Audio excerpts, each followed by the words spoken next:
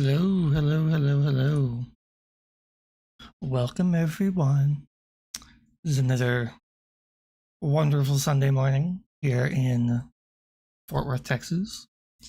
I am Patrick Stewart, the founder and chief editor of the Taoist Online, and we will continue our journey with 365 Tao by Deng Ming-Dao, a daily meditation guide. As some of you may know, every week we go through a couple of more chapters. There are 365 chapters. And you're supposed to do one a day, and that's how it's designed. But of course, you go a little slower here so that we can talk about each one. So, hope you guys had a great morning and a great week. It's good to see you guys. So let's just pick up with chapter 14. This is the Kindle version of the book on the left side of my screen. It's called Positioning. So here, as always, it starts off with a poem, and then we get into the actual lesson, and then I'll give you my thoughts about it. All right. Heron stands in the blue estuary, solitary, white, unmoving for hours. A fish, quick avian darting, the prey captured. People always ask how to follow Tao. It is as easy and as natural as the heron standing on the water. The bird moves when it must. It does not move when stillness is appropriate. The secret of its serenity is a type of vigilance, a contemplative state. The heron is not in mere dumbness or sleep. It knows a lucid stillness. It stands unmoving in the flow of the water. It gazes unperturbed and is aware. When Tao brings it something that it needs, it seizes the opportunity without hesitation or deliberation. Then it goes back to its essence without disturbing itself or its surroundings. Unless it found the right position and the waters flow and remained patient, it would not have succeeded. For essence? Yeah, I think that's how you say it. Actions in life can be reduced to two factors, positioning and timing. If we are not in the right place at the right time, we cannot possibly take advantage of what life has to offer us. Almost anything is appropriate, but if an action is in accord with the time and the place, but we must be vigilant and prepared. Even if the time and the place are right, we can still miss our chance if we do not notice the moment, if we act inadequately, or if we hamper ourselves with doubts and second thoughts. When life presents an opportunity, we must be ready to seize it without hesitation or inhibition. Position is useless without awareness. If we have both, we make no mistakes. Hello, Inya in chat. All right, let's talk about positioning. So, in this book, as I assume, we'll learn a lot about spontaneity, right? And being open to spontaneity. It doesn't mean that we don't plan anything. It doesn't mean that we just sit there and do nothing either. The example the chapter used was the heron, which is a bird which stands in the water to fish, like a shallow stream. Stands there very patiently, and then it sees the fish. As the fish just naturally tends to swim by, grabs it. It doesn't circle around in the air. It doesn't walk along in the water frantically. It just very calmly and very intently stands there and waits for something to come by and grabs it. So too are we to live our lives with opportunities. We put ourselves in the correct position And then we allow ourselves to be spontaneous so that when an occasion does arise, we are already there to capitalize on the opportunity. So if for a human example, let's take our jobs. Now, a lot of times, jobs don't just happen. You have to apply, go through interviews, and then you have this job. As you're working, and this is usually the harder part, typically you want to be promoted, right? You don't want to stay in this same position forever. So you, as you're working, as you're sitting there or standing there, you have to keep yourself open to an occasion to move on, to move up, to do something that's great, to capitalize on something. For example, I used to work at an Apple retail store back from 2008 to 2013. And even though it was a very hectic job and we were always running around selling something, I needed to keep myself nimble and open to the possibility of moving up out of the salesperson specialist role and up into the genius role. So whenever a position became available or someone needed help with something, you're always there. I was always there to learn something new, to help carry out something and listen to those conversations. How do you talk to customers? How do you deal with an angry customer? Right? Always keep your ear open. Always kept my eyes open. And eventually, I was given the opportunity to test and move up in the company, and I did. Now, if I had just stayed there with blinders on and just done my specialist job forever, if I'm just quiet and I just don't do anything, then you miss the opportunity, right? Opportunities are always there, right? They always appear because life is too random sometimes for them not to. But even if you're in the right place, if you're not in that right mindset, they're going to pass you by and you're not even going to notice. And then you'll wonder why you're still doing this thing or you're still sitting in this place. And it's because maybe the opportunity missed you, or maybe you missed the opportunity, right? Because you weren't paying attention. You got to pay attention. You got to be open to spontaneity. All right.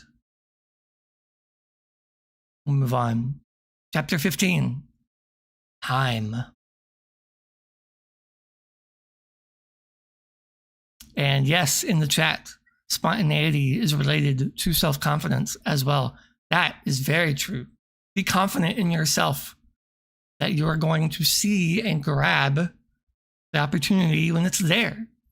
If you continue to think that you're a failure and that nothing you do matters, then even if you see the opportunity, you're not going to have that self-confidence to go out there. And as a boss, as someone who manages a team, if my team members are not self-confident, I can see that. Like, that is absolutely something I take note of during review time or during one-on-one times. And hello, Taoist Fox in the chat. All right, chapter 15. The river surging course, uninterrupted current, headwater, channel, mouth. Can they be divided? Each day, we all face a peculiar problem. We must validate our past, face our present, plan for the future. Those who believe that life was better in the old days sometimes are blind to the reality of the present. Those who live only for the present frequently have little regard for either precedent or consequence.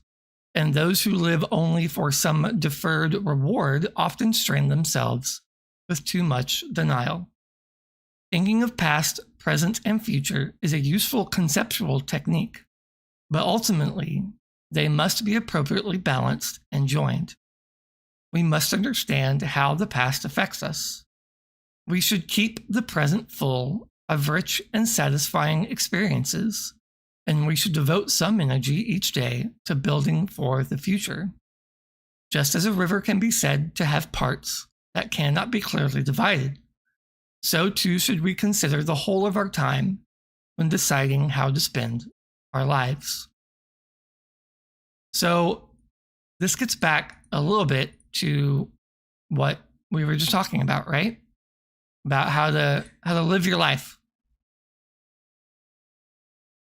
And I mentioned earlier that, being spontaneous and being available for that moment of spontaneity does not mean that you just don't plan or that you don't think about things that have happened or things that may happen, right? I had a friend who I worked with at Apple, and then I brought him over into another job with me. But we worked together for about 7 years, almost 8 years. And his parents taught him this phrase that you're free to say what you want, but you're not free from the consequences of what you say.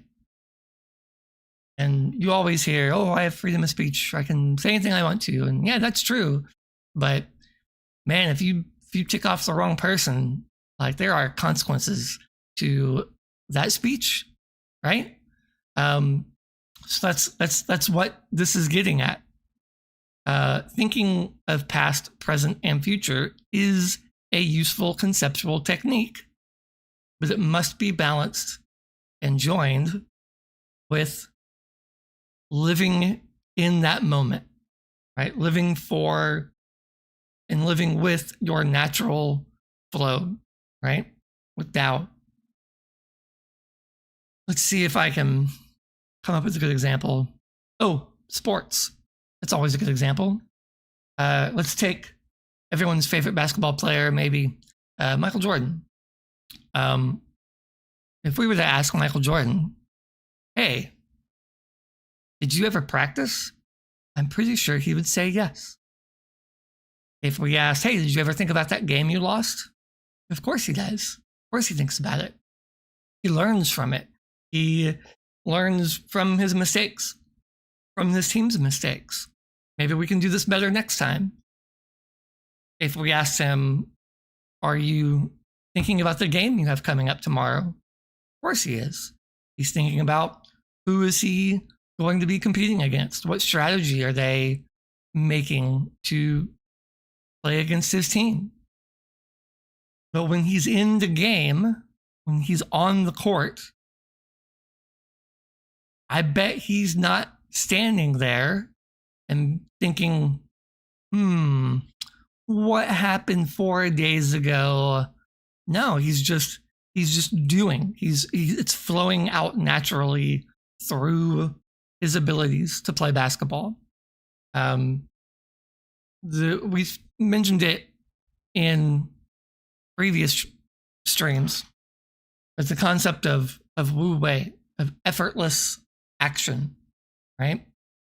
Being able to perform highly skilled functions without that manual concentration. It's just instinctive. It just happens. That's really what I think this chapter is getting to. In chat, it says, words are a powerful force for good and evil, and it is up to us to choose how we will use them. Absolutely. Absolutely. Our words are powerful on purpose. I mean, why have words if they're not going to cause people to do things? That's the whole point of communication. But at the same time, we must remember that this is not inherently a book. This is a thing. There are many words for this thing. If I were in French, it would be called something else. If I were in France, if I knew Spanish, it would be another name. There are 100 names to describe this thing, right? So yes, words are powerful. But at the same time, words are meaningless. They are as powerful as we allow them to be. And that's something I've been teaching my kids recently, is that, yes, your words matter. But at the same time, try to not let words that are thrown at you to be as powerful, right? Is that contradictory? Absolutely, right? The world is contradictory. Taoism is one of the most is contradictory. It's supposed to be, right? Yeah, it's balance. Yeah, thank you, Inya. It's balance. You have to find that right place. It's hard. I mean, I'm not saying I'm there or that I'll ever get there. We just have to try our best. But I think we can get there. I think we can. I think one day I'll find that balance, and yeah, maybe we all will.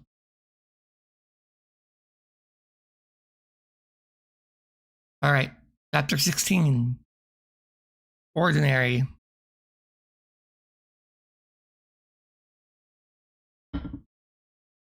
Umbrella, light, landscape, sky. There is no language of the holy. The sacred lies in the ordinary. No one is able to describe the spiritual except by comparing it to the ordinary things. One scripture describes the divine word as, quote, an umbrella of protection. Another says a God is light. Heaven is supposed to be in the sky. And even ascetics who have rejected sex use erotic images to describe enlightenment. People have to resort to metaphor to state the divine. Even esoteric languages have been invented, and they mystify the outsider. Holy words always appear that way to the uninitiated. After one learns to read them, their message becomes assimilated. We no longer worry about the images, for we have found the truth that the words were indicating. When you buy something that has assembly instructions, you follow the instructions, but you do not then venerate the instructions. Spiritual attainment is no different. Once you've gained it, instructions become secondary. Spirituality gained is no different than the ball game you play, the work you do, the car you drive, and the love you make. If you constantly regard Tao as extraordinary, then it remains unknown and outside yourself, a myth, a fantasy, an unnameable quantity. But once you know it, it is yours and part of your daily life. All right, this is something really cool. And I love this about Taoism, by the way. In Christianity, you are taught, I was taught, that the Bible was God's holy word. And I always felt bad for, marking, like highlighting in your Bible. Did you ever feel that? You don't want to throw away any of your Bibles? Even if they're like falling apart, and you're like, you felt bad because there was that divine idea that the words contained in these pieces of paper were God's word. In Taoism, let me find my book here. All right, so this is a copy of the Tao Te Ching. This is the Guy Fu Feng and Jane English translation. My favorite translation, by the way. Is this text important? Absolutely. Is there wisdom to be gained by studying this? Yes, of course. Absolutely. Is this magical? No. Did a supernatural being come through Lao Tzu and carve this onto stone, and then he copied it? Nope. Nope. Nope. It's just a book. It's just a book, right? And once I have, assuming I ever get to this point, once I have obtained and learned what there is to be learned, this is trash. Right? I love the example it used in the chapter. Instructions, an instruction manual. Recently, I put together a loft bed for my 9-year-old. It was from IKEA. It came with 8 instruction manuals. Thankfully, we bought it from someone, so we only had to use one of the 8 instruction manuals. There are no words anywhere in it. It's just pictures. It's crazy. It's crazy. If you ever put together anything from IKEA, it's like the worst thing you've ever done. But once it's put together, the instructions are no longer needed.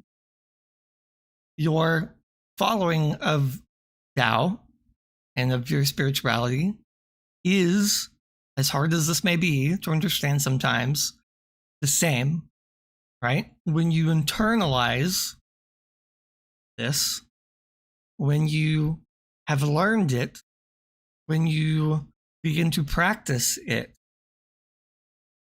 this becomes secondary to your life. You're not supposed to study this ad nauseum forever and think that this is some sort of mystical book that you can never possibly understand, right? Like in Christianity at church, I was always told, well, we can't possibly understand God's will. I'm like, well, what's the point of the Bible then? Like, if I can't understand anything, why are we still reading this? It sounds awful. I'm sorry. It's not meant to be sacrilegious. But here, I think the most Taoist thing you can do is read this book over and over again, as much as you possibly can, and then forget all about it. And then, a year later, pick it up, read it again, and learn it all over again, as it was brand new, right? Because you've internalized that, you live it, you become it, it becomes with you. And when time goes by and you read this again, you are reading it from a new place spiritually. And you will learn new things spiritually about your life, because your life is different. You're different. So when you read this book, it will be read differently. That's what this means. That's what this chapter means, right? The ordinary is only ordinary when you compare it to the extraordinary, right? Once you've gained it, instructions become secondary. Love it. That's awesome. That's super cool. That was one of the biggest things I had to learn coming out of, going to church all the time, was that my first instinct was, oh man, this is a holy text. And people were like, no, it's not holy text. Yeah, but it was hard to wrap my mind around. All right. Chapter 17, cooperation. Cooperation with others, perception, experience, tenacity. Know when to lead and when to follow. When we become involved with a fellowship, we must gradually become an integral, organic part of that organization. The relationship will be one of mutual influence. We must carefully influence the collective, and in turn, we will be shaped by the company we keep. Influencing others requires perception. We need to know when to act, when to be passive, when others are receptive to us, and when they will not listen. This takes experience, of course, and it is necessary to take part in a great many relationships, from our families to community associations, to cultivate the proper sensitivity. Man, I have so much to say about this. In time, there will be moments of both frustration and success, but in either case, a certain tenacity is crucial. If we are thwarted in our initiatives, then we must persevere by either maintaining our position or changing it if a better one prevails. Ah, yes, spontaneity, open to the moment. If we are successful, we must not rely on charisma alone, but we must also work to fully realize what the group has resolved to do. True leadership, here's the key. True leadership is a combination of initiative and humility. The best leader remains obscure, leading but drawing no personal attention. As long as the collective has direction, the leader is satisfied. Credit is not taken, and it will be awarded when the people realize that it was the subtle influence of the leader that brought them success. This is one of my favorites. All right. Did anyone ever watch Futurama back in the day? I know it's come and gone a couple of times, and I think it's even coming back again. But there was an episode of Futurama a long time ago where Bender, one of the characters, this robot, it's a sci-fi show, by the way, it's comedy.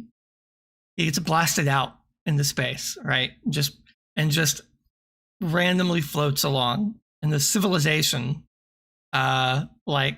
grows on his back.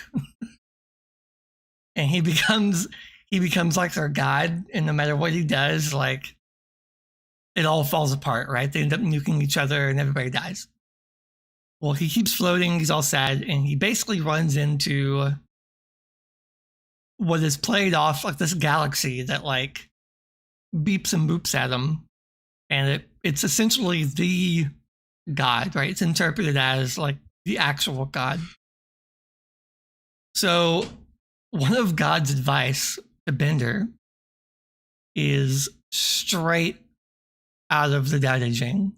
I mean, I don't know if they meant it that way or if it's just, words of wisdom that have been passed down for thousands of years, but it's certainly influenced by it. And God says, if you do it right, the people will think you've done nothing at all, right? Which is exactly what we just heard. If you're leading correctly, the people will think you're not leading at all. It is a subtle influence that you, let's say, nudge your followers or your group into the correction they need to go. Now, this is very difficult in real life, right? Sounds very mystical, very amazing. But from someone who has a family of 5, leads a team of 6 at his job, runs a publication of 6 or 8. What are we up to now? I can't even keep count. There's so many of us. And in the publication, there are hundreds of writers now, volunteer writers. It is very easy to put yourself on that pedestal and say, this is my publication. This is my team.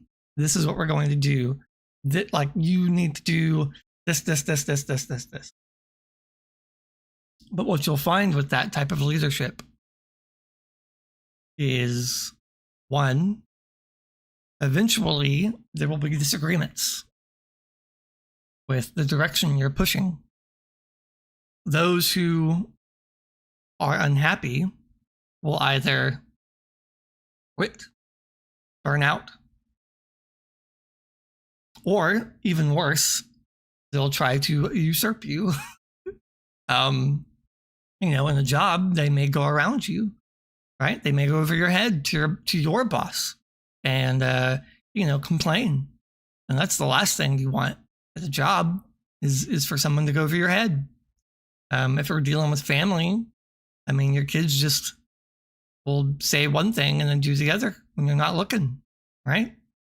It is impossibly difficult to always be the subtle influencer, but that's the goal, right? It's certainly the goal in the Tao Te Ching. For those, if you haven't read it, this is mostly a book on how to lead a government, specifically. The first half, at least the first half of most copies of the Tao Te Ching, sound very poetic and are usually interpreted for the individual. But as you get further along in the chapters, especially as you get to chapters in the 50s and 60s, it's very clear that this is meant for political leadership. And you'll find all kinds of messages in there. And yeah, of course, we're all leaders in our own way. But it's no surprise. It shouldn't come as a surprise that in that era of China's history, leadership was a big deal. There were multiple kingdoms and they were fighting with each other all the time, and there was war and just endless kingdoms fighting over each other. So a type of political ideology arose. That's it, guys. This is political ideology. Back then, I'm sure they called it propaganda. But this style of leadership is essential to the Tao Te Ching's teachings. So yeah, if you're doing it right, they will have no idea that you've done anything at all. And it's only afterwards, when they look back and try to connect those dots, that they will say, he is a good leader. Look at how he motivated us, how he pushed us, how he nudged us into the correct position that worked out. Like a coach of a football team. A coach cannot play the game for his team. He cannot just sit there and beat his players over the head, right, with sticks all day long. He can't physically go and put them into position more than maybe once. He has to convince them somehow that these are the appropriate ways to play, and then they must go and play. And during a game time, it'll feel like they've done all the work. But when they look back, they will realize, what an amazing coach who trained us, who motivated us into being such good players. All right.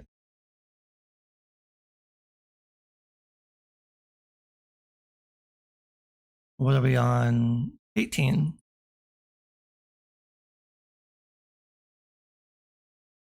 All right, spectrum. Pure light is all colors.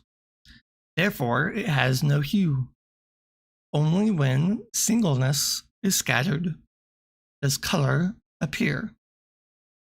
When we see pure sunlight streaming down upon us, it is a pure radiance so bright that we can discern neither details nor hues from its source. But when light strikes the gossamer wings of a dragonfly, or when it shines through misty rain, or even when it shines on the surface of our skin, it is polarized into millions of tiny rainbows. the world explodes with color because all the myriad surfaces and textures fracture the light into innumerable overlapping dimensions. The same is true of Tao. In its pure state, it embodies everything. Thus, it shows nothing. Just as pure light has all colors, yet shows no color, so too is all existence initially latent and without differentiation in Tao. Only when Tao enters our world does it explode into myriad things. We say that everything owes its existence to Tao, but really, these things are only refractions of the great Tao. Colored light, when mixed together, becomes pure, bright light again. That is why those who follow Tao constantly speak of returning. They unify all areas of their lives and unify all distinctions into a whole. There cannot be diversity within unity. When our consciousness rejoins the true Tao, there is only brightness, and all color disappears. This would be one of the ones that I would meditate on for a while. Let's see. As a follower of science, since I was a little kid, I loved watching those PBS. So in America, we have this public broadcasting system. It's the channel PBS. And I do a lot of educational shows, specials. So when I was a kid, they would do a big one was called Nova. And Nova was very science heavy. They talk about physics and the universe and light and time and all those great conceptual things. So in this chapter, it talks about light, and it reminds me of kind of that wonder I got as a child, learning that when you take something as simple as sunlight and you shine it through a prism and it breaks apart and you see all the different colors of the rainbow, or when you look up in the sky and after it rains and it's kind of misty and you see the rainbow in the sky, or even like a water hose, right? You're out there watering the yard, you're washing your car, and you can just sit there and see it.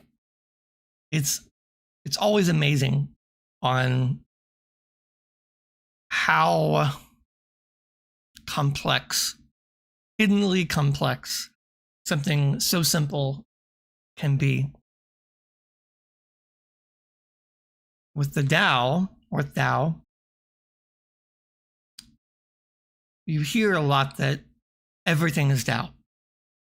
And that's true.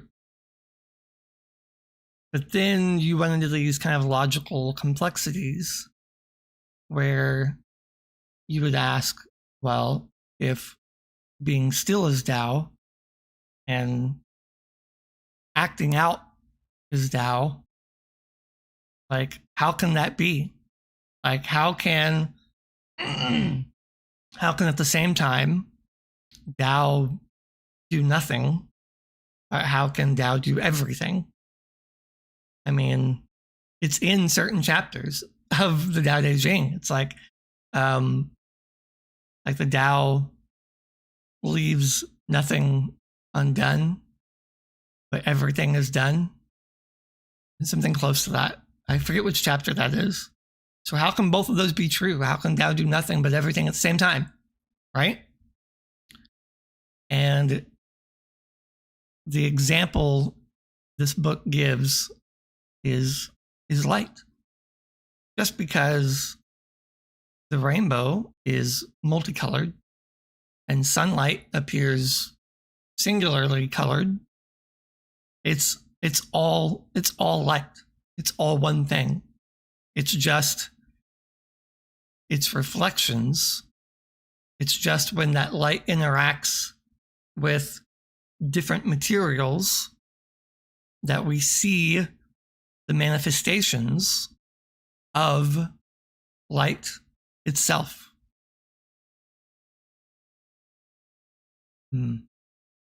Indeed.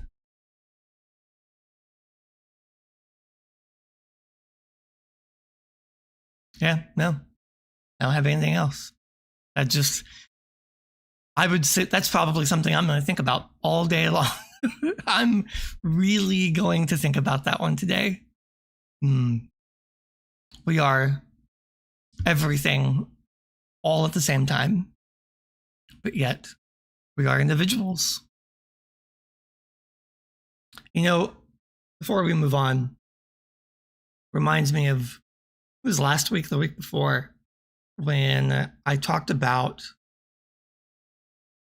us all being connected. And when we sit here in our rooms, or we're going to school, or we're doing our jobs, it's very easy to feel that we are very alone. It is more difficult to remember that we are all connected. Much like the rainbow is light split, so too are we, the Tao, divided. It's just the way the Tao has manifested that creates this illusion of separation. I think it's important to remember that this separation ends. Maybe sooner than we want to sometimes. Maybe all the time. Maybe sooner than we want to all the time. But we are returning to the source. And I think that's spoken to a lot in Taoism, this returning to your true nature, returning to the Tao, as much in a spiritual sense as it is in the physical sense. Our bodies will return to ash and dust, and our energies will disperse, and we will be as we started. Now, what happens after that? I mean, what happens when you burn a log? What happens when a tree dies? What happens when a loved one passes away? I think it's very clear what happens. I mean, I've watched it. We've all watched it. So our separation, our physical separation currently may seem concrete. I am not this coffee mug. I am me, and this is a coffee mug. But one day, that division will be gone, and we'll just be.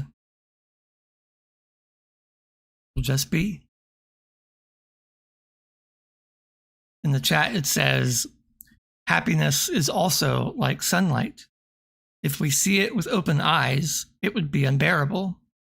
But if we see it via a prism in the subcomponents of a rainbow, then we can enjoy the sun too. Indeed. Indeed. Sometimes taking everything in at once is maddening, right? I think that's why we have the mind blown emoji. It's like a little face and his like head's exploding. Oh, yeah. I mean, if I go outside right now and look at the sun, I'll go blind. But if I look at its manifestations, if I look at it broken apart, then I can accept each part and comprehend the sun through its many pieces. And yeah, happiness is a range of emotions, right? You can be giddy, you can be happy, you can be joyful, you can be prideful in a good way, in a bad way. There's all different forms of being happy.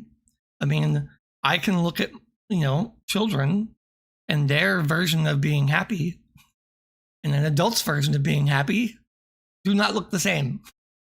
As a parent, I can promise that is not the same, right? They do not manifest in the same way.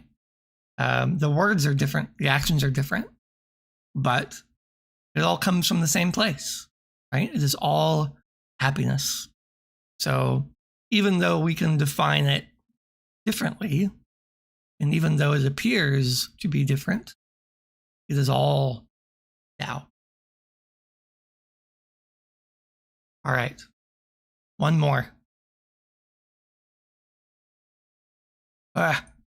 Kindle, stop Kindle. Nope. There we go. Initiative. Let us not be confused with kaleidoscopic reality. Using wisdom and courage to act. Let us not add to the confusion. The world is a storm of myriad realities, yet we cannot allow ourselves to be swept into the vortex. To do so is to be lost, and to lose the true center where all understanding will come. We must act, but in the right way. Action must be guided by both intellect and experience. We learn from teachers, elders, and others, but we must also test what we learn in the world. It is not enough to simply meditate, and it is not enough to have theoretical knowledge. We need both in order to be wise. Only when wisdom, courage, timing, and perseverance are combined can one have a sound basis for initiative. The action must be complete. It must burn clean. It cannot leave any bad ramifications or lingering traces. An act that leaves destruction, resentment, or untidiness in its wake is a poor one. Then initiative is insufficient and Tao has not been attained. All right, this is an interesting one. It's short. I love that word myriad. That shows up often. In fact, we just spoke about it, right? In most translations of the Tao Te Ching, it's there. Like it is a word. Sometimes you'll hear it translated as 10,000, right? That was a big number in ancient Chinese. It was like saying a million bajillion things.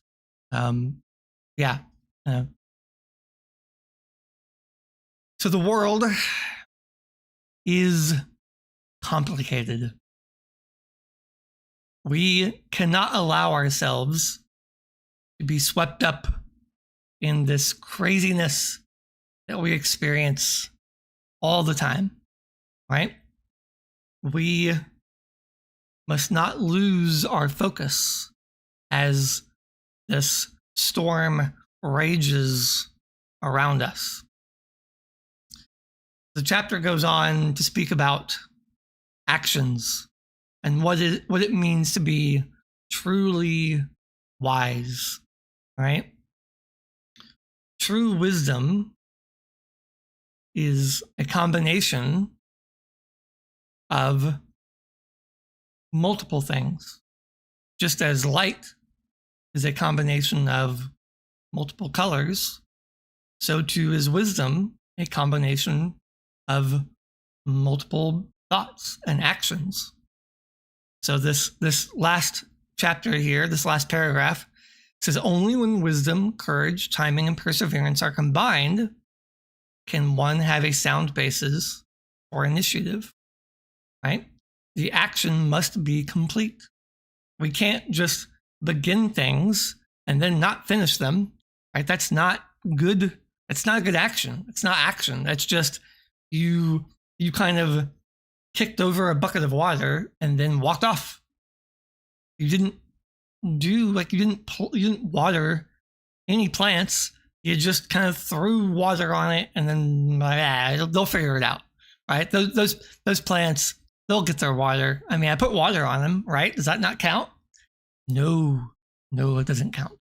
If you've ever tried to raise plants, you can't do it that way. That's not how a garden works. You must see your action all the way through, from beginning to end, right? It cannot leave any bad ramifications or lingering traces. Remember earlier when we were talking about what a good leader was, right? A good leader doesn't just sit there and do nothing, but it doesn't control every aspect of the organization, right? It influences, but it does see those to completion, right? It nurtures, it guides, to go back to the plants, it waters when it needs to. How much water, what time of day, how much sunlight does it give?